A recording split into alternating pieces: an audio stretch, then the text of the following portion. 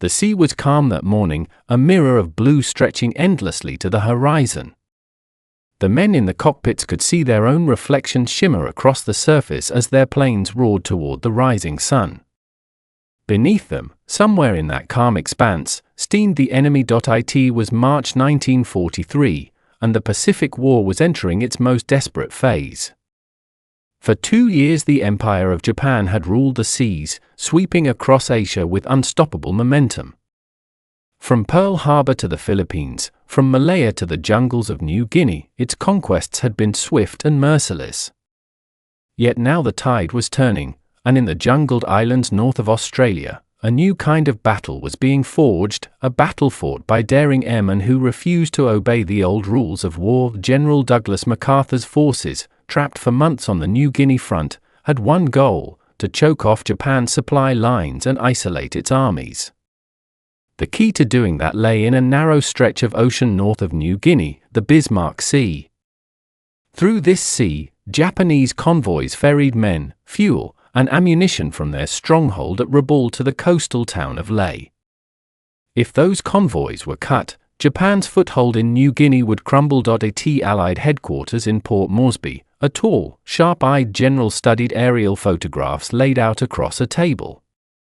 His name was George C. Kenney, commander of the U.S. 5th Air Force. The black and white images showed a line of ships moving south through the Bismarck Sea, 8 transports and 8 destroyers. It was the largest Japanese convoy sighted in months. Kenney's staff waited as he traced its path with his finger. "They're heading for Lae," he said quietly. Then, with a half-smile that betrayed both confidence and tension, he looked up. "Gentlemen, we're going to stop them." The challenge was immense. The Japanese convoy was heavily armed, protected by destroyers bristling with anti-aircraft guns, and escorted by fighters from Rabaul. Traditional high-altitude bombing would barely scratch them. In past months, American bombers had dropped thousands of pounds of explosives on moving ships, with pitiful results. The bombs simply missed, the ships maneuvered, the sea swallowed the rest. Kenney knew it. He needed a new weapon, and he had the man to build it. At a nearby airfield, a wiry, grizzled officer worked beneath the blazing tropical sun, sleeves rolled up, tools clanking on a steel wing. Major Paul Pappy Gunn looked more like a mechanic than a pilot. In truth, he was both. A former airline engineer and combat veteran, Gunn was famous throughout the Pacific for ignoring orders and rewriting the rulebook when standard-issue bombers proved ineffective. He had begun modifying them himself. He ripped out the bombardier stations of B-25 Mitchells and installed banks of forward-firing .50 caliber machine guns in their noses. He added extra gun pods to the sides, turning the medium bomber into a flying gunship capable of shredding ships at mast height. But it wasn't just firepower that interested Gunn. It was accuracy. He had been experimenting with a technique borrowed from old torpedo tactics, what he called skip bombing. The idea was as wild as it was simple: fly straight at the target at less than 200 feet, release the bomb so that it skipped across the water like a flat stone, and let it slam into the ship's side before exploding. Most senior officers dismissed it as suicide. At that altitude, one shell, one misjudged wave, could tear a plane apart. But Gunn insisted it could work, and Kenney was willing to listen. The two men shared a belief that courage and invention were worth more than cautious doctrine. So Gunn began to train crews in secret. Along the New Guinea coast, under the cover of routine drills, pilots practiced screaming in low over the waves, dropping bombs at speeds of over 200 miles per hour. Their targets were old hulks and derelict barges. At first the results were dismal: bombs skipped erratically, detonated too early, or missed entirely. But with each attempt, the pilots learned. They adjusted fuses, timed releases to the second, and discovered that if you came in at just the right height, just the right angle, the bomb would skim perfectly across the surface and strike home with lethal precision. By late February, the technique was ready. The only question left was whether anyone would survive long enough to prove it in combat. The answer came on the morning of March 1st, when Allied reconnaissance planes spotted the Japanese convoy leaving Rabaul.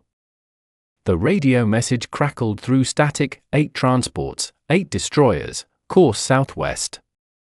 Kenneth's staff room came alive. Within minutes, he ordered every available aircraft readied for battle: B-17 flying fortresses for high-altitude attacks, B-25s and A-20s for the new low-level strikes, and Australian Beaufighters for strafing. The airfields around Port Moresby erupted in motion. Ground crews loaded bombs, checked fuses, and topped fuel tanks. Pilots studied maps of the Bismarck Sea, marking intercept points near Cape Gloucester and Dampier Strait. Many of them knew the odds. Flying at 200 feet against ships armed with dozens of anti-aircraft guns was as close to suicide as anything in the air war. But they also knew that if the convoy got through, thousands of Japanese troops would reinforce Lae, and the Allied advance could stall for months. Before dawn on March 2nd, the first wave took off. The heavy B-17s climbed high into the morning sky, their engines echoing across the hills. Below them, the sea was already dotted with white caps, the light glinting off distant clouds. At 10 a.m., the bombers sighted the convoy. Through binoculars, the crew saw the transport steaming in 2 columns, destroyers flanking them like wolves guarding their prey. The B-17s opened their bomb bays and began their run from 7,000 feet. The Japanese ships scattered, their guns flashing furiously. Black puffs of flak burst among the formations. Bombs fell in long chains, some missing by hundreds of yards, others striking dangerously close. Then, a roar and a plume of flame. One bomb hit square on the Kyokusei Maru, a 6,500-ton transport. The explosion split her amidships. Within minutes, she was sinking, hundreds of men leaping into the oil-slicked sea. The Japanese commander, Rear Admiral Masatomi Kimura, ordered 2 destroyers to rescue survivors, thinning his escort line. It was a decision that would haunt him. High above, Allied reconnaissance cameras captured the burning wreck. The photos reached Kenneth's desk by afternoon. He leaned forward, tapping the image with his pencil. "They're hurt," he said. "Now send in the low boys." That night, the new B-25 gunships rolled onto the runway at WWII. Their pilots checked their altimeters one last time. 200 feet was lower than most trees in New Guinea.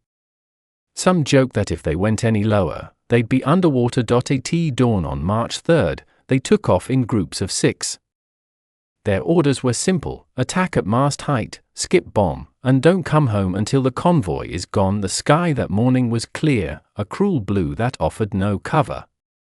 Ahead, rising columns of smoke marked where the Japanese convoy struggled onward, its ships zigzagging to avoid the next attack. In the lead formation, Captain Edlanus B-25 nosed down toward the waves. The crew could see individual sailors on the decks below. Flak exploded around them, bursts of black and orange tearing the air. The pilot kept his thumb on the control yoke, eyes fixed on the target, a large transport wallowing under load. "Hold steady," the bombardier shouted. "Range closing, steady. Now!" The bomb dropped, skipped once, twice, and hit the ship square amidships. The explosion was instantaneous, a flash of white and red that engulfed the vessel. The blast rocked the bomber violently, fragments of steel whizzing past its wings. One down. The formation turned to find another. All along the convoy, chaos reigned. Beaufighters from the Royal Australian Air Force swooped in low, strafing decks with cannon fire to suppress the gunners.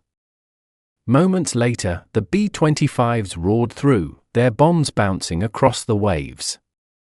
Each hit sent geysers of water and flame towering into the air. The Japanese ships fired back desperately, tracer rounds slicing past cockpits. One B-25 took a direct hit and disintegrated in midair. Another limped away trailing smoke, its crew bailing out over the sea. But the attack didn't stop. Wave after wave poured in from above. It looked like a storm of steel and fire. Ships twisted and turned, some colliding in their panic. Explosions bloomed across the water as fuel tanks and ammunition stores detonated. By noon, half the convoy was either ablaze or sinking, yet the Japanese refused to surrender. Destroyers circled, firing their guns at the oncoming aircraft, pulling survivors from the sea. The air smelled of cordite and burning oil that evening. As the surviving ships limped toward Leh, Allied reconnaissance tracked them relentlessly. Kenny ordered his crews to rearm. "We finish them tomorrow," he said. The morning of March 4th brought a grey haze over the Bismarck Sea. The water was littered with wreckage, lifeboats, bodies, pieces of steel. Into this grim scene came the next wave of Allied bombers. The low-level squadron swept in again, guns blazing. Japanese destroyers tried to shield the remaining transports, but they too became targets. One by one, they were struck by bombs or strafed until their decks burned. A destroyer's magazine exploded in a thunderous roar, lifting the ship clear of the water before it broke in two. By midday, the battle was over. 12 ships lay sunk or burning, 8 transports and 4 destroyers. The sea was a floating graveyard. The next morning, the sun climbed slowly over the Owen Stanley Range, casting long shadows across the airstrip at Port Moresby. The ground crews worked in silence, faces streaked with oil and sweat, while pilots strapped on their pistols and adjusted their parachutes. There was no ceremony now, no speeches. Everyone knew what waited for them over the Bismarck Sea. 1,000 miles of water and steel and fire, engines roared to life, shaking the ground like a living beast. The B-25s, their bellies loaded with bombs and ammunition, packed into formation. Some of them bore names scrawled on the fuselage: Hell's Bell, Green Hornet, Little Nipper. Many had bullet holes patched with sheet metal. None were new. A thin mist hung over the runway as the first bomber thundered down the strip and lifted into the pale sky. Then another, and another. By mid-morning, the air above Port Moresby was filled with aircraft, B-17 Flying Fortresses climbing high, A-20 Havocs and B-25 Mitchells sweeping low, fighters darting like hawks around them. The radio crackled, convoy confirmed. Heading northwest, 7 degrees. 8 transports, 8 destroyers. Estimated arrival late tomorrow morning. That was all Kenny needed to hear. He gave the word. Hit them. Hard. Over the Bismarck Sea, the Japanese convoy steamed forward in 2 neat columns. The soldiers aboard the transports leaned against railings, gazing at the empty horizon. They didn't know the Americans were already coming. They believed the rising sun still ruled these skies. At 10,000 feet, the first B-17s appeared, specks glinting in the sunlight. The Japanese lookouts raised their binoculars and shouted warnings. Sirens wailed. Anti-aircraft guns swung skyward. The B-17s came in steady, methodical, their bomb bay doors yawning open. A whistle through the air, then explosions erupted along the sea surface. Tall columns of water rose around the convoy, splashing across the decks. But only a few hits landed. High-altitude bombing wasn't made for moving ships. The convoy pressed on, undeterred. Then came a new sound, deeper, closer, rising like thunder. The low-level attack was coming. Major Ed Lana led the formation of B-25s down from the clouds. They dropped altitude fast, the sea rushing up toward them until the bombers skimmed barely a few hundred feet above the waves. The pilots felt the vibration of the ocean surface beneath their wings. Stay tight, Lana called over the radio. Follow me in. Ahead, the convoy filled the horizon, dark gray shapes cutting through the white caps. The Japanese destroyers opened fire immediately, flak bursts erupting in black puffs. The bombers dove through them like arrows through smoke. Tracer rounds streaked past the cockpits. A gunner in the tail yelled, "We're hit," but the pilot held steady. He lined up on a transport ship, the Kyokusei Maru, plowing through the water at 14 knots. At 200 feet, he released the bomb. It skipped across the surface once, twice, then slammed into the ship's hull just below the waterline. A flash of orange light, followed by an eruption that split the ship in two. The Kyokusei Maru began to list immediately, flames curling up from its midsection, the radio filled with shouts and static. "Good hit! She's burning! Next target!" B-25 swooped in one after another, each making their deadly run. Their nose guns blazed, shredding anti-aircraft crews and shredding the decks. Bombs skipped and struck with uncanny precision. The sea turned into a cauldron of smoke, fire, and wreckage from above. The high-flying B-17s watched in disbelief. The low-level runs were insane, the bombers almost scraping their wingtips on the ocean. But the results were undeniable. Ships were burning everywhere. A Japanese destroyer turned sharply to shield the transports, guns blazing. One of its shells tore through a B-25's wing, sending it spiraling into the sea. The explosion sent a wave of water cascading over the deck. Yet the other pilots kept coming, flying straight into the wall of fire. On the radio, someone shouted, "They're breaking. The convoy's breaking formation." The Japanese ships scattered, trying to dodge the attacks. That was the worst mistake they could make. Once the tight formation dissolved, they became easier targets for the next several hours. The air over the Bismarck Sea turned into a battlefield of chaos. The Americans attacked in waves, the Australians joining in from the south. The sky and sea merged into one roiling storm of smoke, flame, and steel. By nightfall, the Kyokusei Maru was gone. Two more transports were heavily damaged, one destroyer burning uncontrollably. The surviving ships limped toward Lae, still under pursuit. Back at Port Moresby, the pilots stumbled from their aircraft, faces blackened with soot, clothes torn from shrapnel. Some planes returned riddled with holes, others never came back at all. Mechanics counted bullet impacts by the dozens. But there was a grim sense of triumph in the air. They had done what no one believed possible. The low-level skip bombing worked. Kenny studied the mission reports, tracing a finger across the map. "Tomorrow," he said quietly, "we finish them." The next morning, March 3rd, the Allied airfields buzzed again. Bombers refueled, gunners reloaded belts of .50 caliber rounds. Word came in that the Japanese convoy had been sighted again, limping northwest of Cape Ward Hunt. The transports were slowing, several listing heavily. "Send everything we've got," Kenny ordered. The B-25s roared off the runways once more, followed by A-20s and bow fighters. The plan was simple: the bow fighters would strafe the ships, forcing the gunners to duck.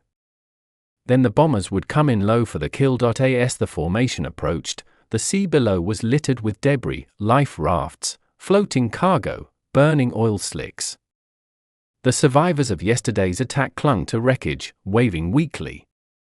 But mercy wasn't part of the mission. The war was merciless. Targets ahead, came the call. The bow fighters dove in first, their cannon fire raking across decks. Japanese sailors scattered. Then came the B-25s. They thundered in barely 150 feet above the water, guns blazing from the nose, wings, and tail. A pilot named Lieutenant Robert Nelson lined up on the Ogawa Maru. His bombardier called out, "Steady, steady, now!" The bombs left the racks and skipped like stones, slamming into the ship's side. A moment later, the transport vanished in a ball of orange fire. Another pilot, Lieutenant Ed Lana, dove at a destroyer zigzagging through the smoke. He pressed in so low that spray lashed against his windshield. His bomb hit dead center on the bow, blowing it clean off. The destroyer folded in half and began to sink. Everywhere the pilots looked, Japanese ships were burning. One transport, the Aio Maru, erupted in flames so bright they lit the clouds above. A second exploded moments later, sending black smoke spiraling 1,000 feet into the air. In less than an hour, the sea was filled with wrecks. Bombers circled back, dropping their remaining loads on anything still afloat. Gunners fired into the water to drive off lifeboats where enemy soldiers gathered. It was brutal, efficient, and final. When the last wave turned homeward, 12 Japanese ships were gone, 8 transports and 4 destroyers. The Bismarck Sea was a floating graveyard. Smoke hung thick over the sea, a grey shroud marking the end of the Japanese convoy. Flames licked at twisted hulls as the waves slowly swallowed what was left. The cries of men in the water carried faintly on the wind, desperate, hopeless sounds drowned beneath the roar of retreating engines. The air crews flew in silence now, the adrenaline fading, leaving only exhaustion and the hum of engines that had somehow survived the inferno. At Port Moresby, mechanics and medics waited anxiously as the first planes came in. Some had gaping holes in their wings, others landed with shattered landing gear or one engine coughing black smoke. Crews climbed down, shaking, faces grey with salt and fear. Ground men helped them out, clapping shoulders, counting heads. Some bombers returned with 1 or 2 crewmen missing, gunners who had gone silent mid-run, their positions torn open by flak. General Kenny stood near the runway, arms crossed, eyes fixed on the sky. Every minute another dot appeared over the horizon, another battered bomber limping home. Each one that landed was greeted by cheers and relief, but Kenny knew the price. They had lost men. They had lost planes. But they had destroyed an entire convoy. News spread quickly. In the command hut, radios buzzed with intercepts from Japanese transmissions. Their tone was frantic, broken. Reports of burning ships, lost troops, cries for rescue. By the time the sun dipped low, the enemy convoy was gone. 12 ships destroyed, thousands dead, and the Japanese expansion into New Guinea shattered. That night, the pilots gathered outside the mess hall, sitting on ammo crates and fuel drums. Someone brought out a bottle of whiskey, and it passed from hand to hand. They didn't talk much. When they did, it was quiet, almost reverent, about the men who didn't make it back, about the ships that burned so bright they could be seen 50 miles away. Lieutenant Nelson stared at the dark sky. "We flew through hell today," he said softly. Pappy Gunn, the man whose wild modifications had made those low runs possible, just nodded. "Hell's not so bad," he said, lighting a cigarette. "Not if the other guy's in it too." Laughter rippled weakly, but it faded fast.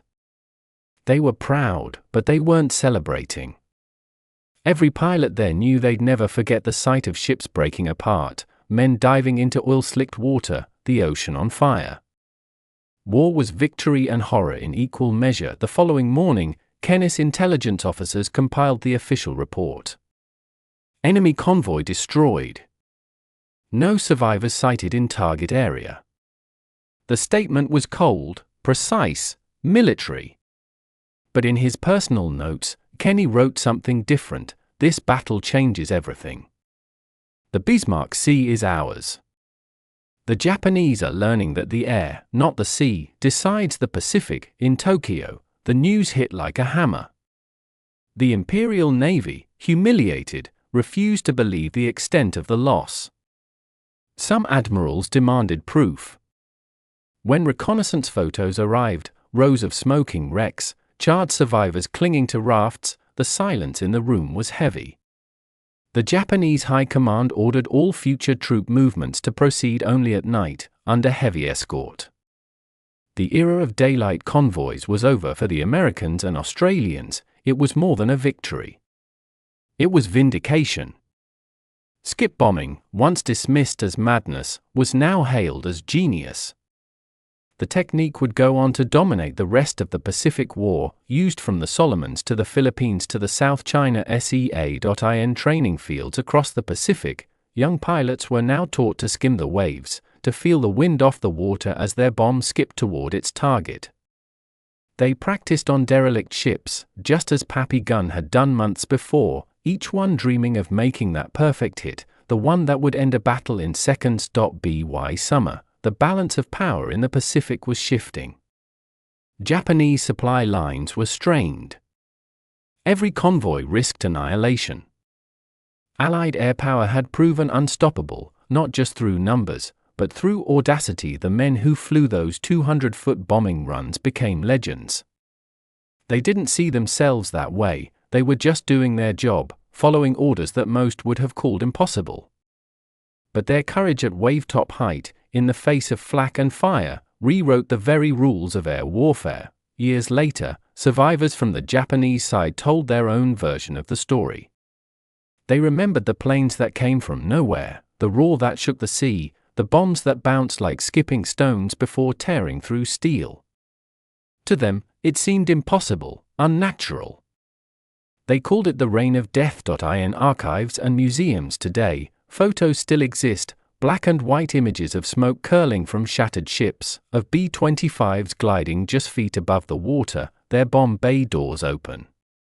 The men inside those planes look impossibly calm, frozen in the split second before impact. Historians would later call the Battle of the Bismarck Sea a turning point, not for its scale, but for its innovation. It showed that creativity, courage, and a refusal to follow the rules could win wars as surely as any fleet or army. When Kenny was interviewed after the war, he spoke little about strategy. He just said, "Those boys had guts. That's what won the battle." And he was right. The sea eventually claimed the wrecks. Coral grew over twisted metal, fish swam through empty gun turrets, and nature began its slow work of erasing the scars of war. But even now, divers who visit the site can see the outlines of the ships, the Kyokusei Maru, the Aeo Maru, the destroyers that went down fighting. Silent monuments to the chaos of those 3 days in March 1943. Every bubble that rises from those wrecks carries a whisper of that time, of engines roaring low, of bombs skipping across the sea, of men defying the impossible. In the end, the story of the forbidden 200-foot run isn't just about tactics or technology. It's about nerve. It's about pilots who looked death in the face and didn't blink. Who broke the rules because the old ones no longer worked. Who changed the course of the Pacific War by flying lower, faster, and braver than anyone thought possible. When the war finally ended, many of those men went home quietly. They didn't talk much about what they'd done. But those who knew them said that sometimes, on still nights, they'd look toward the sea and smile faintly, as if they could still see the smoke, still feel the rush of air over the waves, still hear the engines roaring at 200 feet above the water, and somewhere, out there over the endless Pacific, the echo of that forbidden run still lingers, a reminder of the moment when courage rewrote the rules of war, and one low-flying bomber turned the tide of history.